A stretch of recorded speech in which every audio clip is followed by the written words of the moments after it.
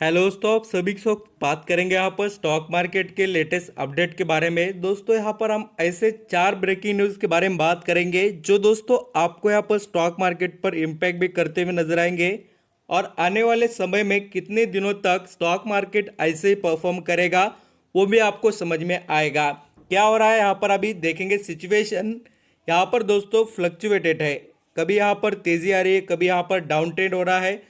तो यहाँ पर कंफ्यूजन ज़्यादा बढ़ता है कि कब निवेश करना चाहिए और यहाँ पर कौन से सेक्टर में करना चाहिए, वो भी यहाँ पर एक आर्टिकल में दोस्तों मैं बताना चाहूँगा बहुत ही बढ़िया तरीके से। उसके पीछे लॉजिक वगैरह भी है, मैं आपको प्रेजेंट भी करूँगा। आपकी अंडरस्टैंडिंग रहनी चाहिए, काफ़ी कुछ सीखने को समझने को मिलेगा। और देखिए ऐसा जब मार्केट गिरता है दोस्तों, उसमें एक ही बात देखने को मिलनी चाहिए आपको, अपॉर्चुनिटी। दूसरा कुछ भी आपको ऐसा नहीं लगना चाहिए कि यहाँ पर हमें पैसे हमारे जो हम निवेश कर रहे हो बर्बाद होने वाले हैं। बिल्कुल नहीं, कमबैक जरूर होगा। बहुत से खराब सिचुएशन आए गए, ऐसे वक्त गुजर जाते हैं, बट हमें ये अपडेट रहना है कि हमको कब और कैसे परफॉर्म करना है ये हमें पता होना चाहिए। नहीं तो क्या होता है दोस्तों, हम यहाँ पर खरीद रहे किसी भी स्टॉक को हाई लेवल पर और फिर कह रहे कि उसमें यहाँ पर हमें तो बाद में खरीदना चाहिए था, आप खरीद कर बैठ गए। ऐसा बहुत से लोगों के साथ हो रहा है। उनके कमेंट भी आया कि सर अभी तो और मार्केट कितना करेक्ट हो सकता है वो भी ज़रूर बताना। तो मैं आपको थोड़ा यहाँ पर जो पॉइंट वगैरह दोस्तों बताऊंगा, कहाँ तक कुछ यहाँ पर परफॉर्म कर सकते हैं, कुछ सेक्टर वगैरह, वो भी यहाँ पर हम अंडरस्टैंडिंग करेंगे। पहले मैं आपको देखिए, आज जो पूरा इंडियन मार्केट में दोस्तों करेक्शन देखने को मिला है ना, उसमें यहाँ पर आपको नजर आएगा कि कुछ ऐसे सेक्टर है जो ज़्यादा प्रेशर में देखने को मिले हैं। अभी इनके पीछे रीज़न क्या है मैं आपको बताना चाहूँगा। देखिए अभी यहाँ पर हम बैंक निफ्टी की बात करें, निफ्टी में दोस्तों जो पूरे इंडियन बैंक है उनके अंदर परफॉर्मेंस जो देखने को मिला है, कोई बड़ी गिरावट नहीं है, खाली यहाँ पर 1.5%। आप बोलेंगे उसके पीछे रीज़न क्या। देखिए इनके बिजनेस दोस्तों, जो हमारे इंडियन बैंक्स है जितने भी आप यहाँ पर लिस्टेड देखने को मिलेंगे, उनका काफ़ी अच्छा वेटेज इंडिया में ही, पैसे जो कमाते हैं ना वो इंडिया में ही कमाते हैं, इसलिए कोई प्रॉब्लम नहीं। बट देखिए ये ऑटो इंडस्ट्री, सॉरी आप कहूँगा जो ऑटो इंडस्ट्री के जो यहाँ पर पूरे सेक्टर है, जैसे कि यहाँ पर ऑटोमोबाइल्स के रिलेटेड काम करने वाले, पार्ट बनाने वाले हो, यहाँ पर व्हीकल बनाने वाले या अदर कंपनियों के बारे में बात करेंगे जो ऑटो सेक्टर से रिलेटेड है, उनमें देखिए 3.5% की गिरावट है और सबसे ज़्यादा है। उसके पीछे रीज़न है क्योंकि इनकी कमाई वहाँ से आती है जहाँ दोस्तों यहाँ पर ये देश से बाहर बिजनेस करते ज़्यादातर। मदरसन सुमी, यहाँ पर मिंडा इंडस्ट्री दोस्तों, टाटा, यहाँ पर मोटर्स की बात करें, महिंद्रा महिंद्रा की बात करें, ऐसे आपको काफ़ी स्टॉक देखने को मिलेंगे जिनकी कमाई दूसरे देशों से आती है। अब यहाँ पर दोस्तों वही नहीं, मैं आपको यहाँ पर बताना भी चाहूँगा। और भी देखिए मेटल इंडस्ट्री भी, अब मेटल इंडस्ट्री भी क्यों, मेटल इंडस्ट्री की भी कमाई इंडिया से ज़्यादा दूसरे देशों से आती है, इसलिए वो भी यहाँ पर करेक्शन में देखने को मिले हैं। और इसलिए कह रहा हूँ कि आप ऐसे सेक्टर में यहाँ पर रहिए जो दोस्तों अच्छे खासे इंडिया में रहते हैं और उनके बिजनेस को स्ट्रॉन्ग सपोर्ट है। आप यहाँ पर ऐसे कंपनी में निवेश अभी करना स्टार्ट करना। अभी यहाँ पर हम न्यूज़ क्या है उसके बारे में आप समझ लेते हैं। यहाँ पर दोस्तों जो आपको इंडियन मार्केट में अच्छा खासा करेक्शन देखने को मिला है, उसके पीछे यहाँ पर एक तगड़ा रीज़न है, मैं आपको वो बताना चाहूँगा पहले, और अदर भी रीज़न यहाँ पर डिस्कस करेंगे। यहाँ पर देखिए दोस्तों, यूरोप में सबसे बड़ा न्यूक्लियर प्लांट है जो एनर्जी का है, और मैं आपको बताना चाहूँगा इसका दोस्तों इम्पैक्ट जो यहाँ पर इसको यहाँ पर अटैक के अंदर ये आ गया रूस के, तो इसका जो यहाँ पर धमाका होगा उससे पूरा यूरोप दोस्तों तबाह हो सकता है अच्छा खासा। इसलिए यहाँ पर ये जो रशिया ने कंट्रोल लिया, वहाँ पर फायरिंग चालू हुआ, ये जो चीज़ें आई ना, इसका इम्पैक्ट निगेटिवली मार्केट ने ले लिया, क्योंकि ना जाने दोस्तों कोई गोली या कोई यहाँ पर मिसाइल वगैरह जाकर लग गए तो ख़त्म, यहाँ पर बहुत बड़ा धमाका हो सकता है। इसलिए मार्केट ने निगेटिवली लिया। और यहाँ पर देखिए धमाका बोल तो खाली यूक्रेन के लिए नहीं है, यूरोप बोल तो अदर कंट्री जो नाटो के पूरे जो देश है वो इन्वॉल्व हो जाएंगे और वर्ल्ड वॉर 3 स्टार्ट हो जाएगा। ये सिचुएशन को देखकर ही मार्केट ने निगेटिव लिया दोस्तों, बट ये सिचुएशन कंट्रोल में आ गई है। यहाँ पर बहुत से न्यूज़ चैनल तरफ से पता चल गया है कि जो कंट्रोल है दोस्तों रशिया ने लिए है, बट यहाँ पर कोई भी उन्होंने हमला वगैरह नहीं किया है वो न्यूक्लियर प्लांट पर, खाली उनको यहाँ पर कब्जा करना था, उन्होंने कब्जा कर लिया। अभी यहाँ पर आप बोलेंगे सर इसका इम्पैक्ट स्टॉक मार्केट पे होता है क्या? बिल्कुल दोस्तों होता है। ऐसे बहुत से आपको जो अभी सिचुएशन जो क्रिएट हो रहे हैं उसका आपको कोई भी जो न्यूज़ का इम्पैक्ट देखने को मिल सकता है, क्योंकि मार्केट को गिरावट दिखानी है तो उसको खाली न्यूज़ चाहिए। और यहाँ पर हम जैसे डॉन जॉन की बात करें वो भी यहाँ पर नेगेटिव ही क्लोज हुआ था और उसका भी यहाँ पर हमें इम्पैक्ट देखने को मिला है।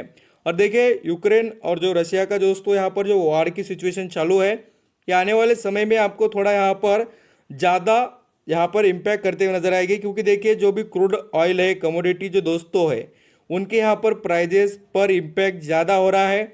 और डेफिनेटली यहाँ पर जैसे कि जिनके अंदर यहाँ पर वॉर चालू है उनसे ज़्यादा तो अदर कंट्रियों को यहाँ पर लॉसेस और जो यहाँ पर हम कह सकते हैं कि बहुत से जो सिचुएशन फेस करने पड़ते हैं। अब यहाँ पर आपको नज़र भी आएगा दोस्तों कि जो अभी कुछ सेक्टर को काफ़ी फायदे भी मिलेंगे। अभी प्राइजेस बढ़ रहे तो फायदे तो मिलेंगे ही ना। देखिए इसमें कोल दोस्तों, यहाँ पर सॉरी अब कहूँगा कोल नहीं, यहाँ पर जो ऑयल है उसके बारे में कह रहा हूँ, ऑयल एंड गैसेस दोस्तों, इनके अंदर। और यहाँ पर हम जैसे देखें आईटी और ये मेटल सेक्टर, ऐसे जो चार सेक्टर है ना, इनका यहाँ पर डिमांड बढ़ेगा। क्यों? देखिए यहाँ पर रशिया दोस्तों, जैसे कि मैंने आपको कहा 10% के ऊपर एल्यूमिनियम के रिलेटेड और अदर मेटल के बिजनेस में वेटेज रखता है पूरे वर्ल्ड में। तो इसका यहाँ पर जो वॉर सिचुएशन चालू है डायरेक्टली इनडायरेक्टली इम्पैक्ट पड़ेगा। और जो भी यहाँ पर जो अदर कंट्री में दोस्तों ज़्यादा ये बनाया जाता है, तो इंडिया में सबसे ज़्यादा बनाया जाता है और चाइना भी बनाता है, बट चाइना ने प्रोडक्शन कट किया ओलंपिक की वजह से। उन्होंने प्रोडक्शन कट किया बोलकर हमको फ़ायदा मिलेगा, इसलिए टाटा स्टील यहाँ पर सेल अथॉरिटी ऑफ इंडिया दोस्तों जैसे हम कहते हैं, उसके अंदर भी आप फोकस रखना, स्टील अथॉरिटी ऑफ इंडिया जैसे हम कहते हैं वो। और मैं आप कहूँगा दोस्तों और भी देखिए, जैसे गैस सेक्टर में भी आपको बहुत से कंपनी के नाम देखने को मिलेंगे और आईटी में, क्योंकि देखिए जो रुपीज़ जो है दोस्तों वो यहाँ पर उसकी जो आप कहूँगा जो प्राइस है वो कम आ रही है और डॉलर की प्राइस बढ़ रही है। तो यहाँ पर देखिए जो आईटी कंपनियों के हमारे पास के जितने भी कंपनीज है वो वर्ल्ड लेवल पर काम करते हैं और उनको दोस्तों जो भी कमाई आएगी तो वो डॉलर में आते हैं ना, तो इसलिए बेनिफिट ज़्यादा है आईटी कंपनियों के लिए और उनको काफ़ी अच्छी तरीके से कमाई भी देखने को मिलेगी। अभी रीज़न क्या है और मोस्ट पॉपुलर रीज़न दोस्तों मैं आपके आगे एक पहला ही रख चुका हूँ। फायर एट न्यूक्लियर प्लांट में जो यहाँ पर फायर हो गया था, उनके फायरिंग्स के वजह से रशिया के, इसलिए यहाँ पर इम्पैक्ट देखने को मिला। एंड देखिए यहाँ पर फ्रांस प्रेसिडेंट की तरफ से भी बहुत सी चीज़ें कही गई है दोस्तों, ये भी यहाँ पर इम्पोर्टेंट है और इसका भी इम्पैक्ट देखने को मिला। एंड यहाँ पर हम जैसे इंडिया में दोस्तों जो ट्रेड डिफिसिट है उसके अंदर भी यहाँ पर हमें काफ़ी कुछ इम्पैक्ट देखने को मिल रहे हैं। तो ये जो क्रूड ऑयल इंपोर्ट करने के बारे में हो या ग्लोबल लेवल पर अलग अलग चीज़ों का दोस्तों जो यहाँ पर हमें पावरफुल इम्पैक्ट देखने को मिल रहा है, उनका भी यहाँ पर स्टॉक मार्केट पर आपको दोस्तों जो करेक्शन में आपको जो यहाँ पर सपोर्ट देखने को मिल रहा है। और चौथा रीज़न मैं आपको आगे रखना चाहूँगा, देखिए एफएमसीजी सेक्टर की सेल डाउन है। मैंने आपको कल भी एक स्टॉक के बारे में बताया था जिसका नाम था देखिए हिंदुस्तान लीवर, उसमें भी गिरावट आई। क्यों आई? क्योंकि दोस्तों उसकी विलेज में भी और यहाँ पर अर्बन एरिया में भी क्या हो रही है, सेल्स कम है। अभी देखिए सेल्स नहीं होगी तो प्रॉफिट कहाँ से आएगा और कंपनी कमाएगी कहाँ से? बोल तो कंपनी ने प्रोडक्शन थोड़ा कम करना भी स्टार्ट किया होगा, क्योंकि देखिए एक तो हम जो प्रोडक्ट बना रहे हैं वो सेल नहीं हो रहा है और यहाँ पर बना कर क्या फ़ायदा, वेस्ट होगा ना, क्योंकि कोई भी प्रोडक्ट की एक्सपायरी होती है। इसलिए दोस्तों यहाँ पर भी इम्पैक्ट देखने को मिल रहा है। और यहाँ पर स्टॉक मार्केट में जैसे मैं आपको बताना चाहूँगा, जो वेटेज है इंडेक्स में देखेंगे तो आपको नजर आएगा बहुत से एफएमजीसी वाले स्टॉक है। देखिए हिंदुस्तान लीवर है, नेस्ले इंडिया है दोस्तों, टाटा कंज्यूमर है, या ऐसे कुछ स्टॉक है, आईटीसी है, इन सभी का इम्पैक्ट देखने को मिलेगा आपको यहाँ पर।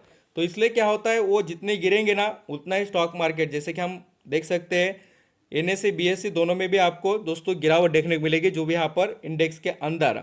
तो इसलिए कह रहा हूँ ये सभी इम्पैक्ट यहाँ पर करने वाले पूरे रीज़न है। और मैं आपको ये बात कहूँगा दोस्तों कि अभी आने वाले समय में स्टॉक मार्केट में फ्लक्चुएशन और अनसर्टिनिटी, बोलते आप कहूँगा जो गिरावट का दौर रहेगा वो ज़्यादा रहेगा, इम्प्रूवमेंट कम रहेगी। और ये जो मार्च महीना है दोस्तों, मार्च पूरा मार्च ये महीना आपको ऐसा ही स्टॉक मार्केट परफॉर्म करते हुए नजर आएगा। और जैसे कि आपको मैं निफ्टी 50 के बारे में भी कुछ डिटेल यहाँ पर बताना चाहूँगा।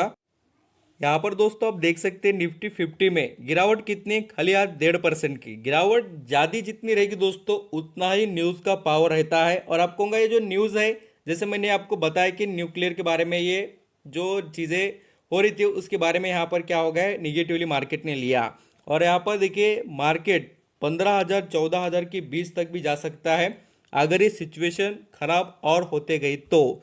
क्या है दोस्तों, यहाँ पर आपको ये ज़रूर पता होना चाहिए कि स्टॉक मार्केट में गिरावट के पीछे रीज़न बहुत कुछ यहाँ पर देखने को मिलते हैं, बट अप ट्रेंड के लिए रीज़न बहुत कम होते हैं।